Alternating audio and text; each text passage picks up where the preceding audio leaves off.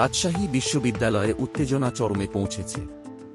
পোষ্য কোটা বাতিলের দাবিতে শিক্ষার্থীরা প্রশাসনের বিরুদ্ধে কঠোর অবস্থান নিয়েছে।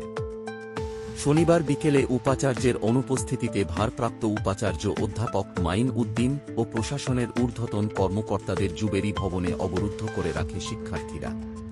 এর আগে শিক্ষার্থীদের সঙ্গে শিক্ষক কর্মকর্তা ও কর্মচারীদের ধস্তাধস্তির ঘটনা ঘটে। এতে কয়েকজন শিক্ষার্থী ও সাংবাদিক আহত হয়েছেন। শনিবার দুপুরে শিক্ষার্থীরা প্রশাসনিক ভবনের সামনে টায়ার পুড়িয়ে বিক্ষোভ শুরু করে। পরে উপাচার্যের বাসভবন ঘেরাও করে এবং উপ-উপাচার্যের গাড়ি আটকায়। এমনকি গাড়ির সামনে টাকা ছুঁড়ে প্রতিবাদ জানায় তারা। শিক্ষার্থীরা উপ-উপাচার্যের বাসভবনে তালা ঝুলিয়ে দেন, ফলে তিনি বাসায় প্রবেশ করতে পারেননি।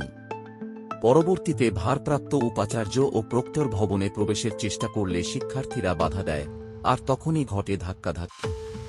আন্দোলনকারীদের দাবি, যে কোনো নামেই হোক, রাজশাহী বিশ্ববিদ্যালয়ে কোনো ধরনের পোষ্য কোটা তারা মেনে নেবেন না। প্রয়োজনে জীবন দিতেও প্রস্তুত। অন্যদিকে প্রক্টর মাহবুবর রহমান অভিযোগ করেন, ধস্তাধস্তির সময় তার হাতঘড়ি ও সঙ্গে থাকা 10,000 টাকা হারিয়ে গেছে। এই প্রতিবেদন লেখার সময় পর্যন্ত জুবেরি ভবনে কয়েকশত শিক্ষার্থী অবস্থান করছেন। এর আগে শুক্রবার বিকেল থেকে শিক্ষার্থীরা আমরণ অনশনে বসে আন্দোলন শুরু করে।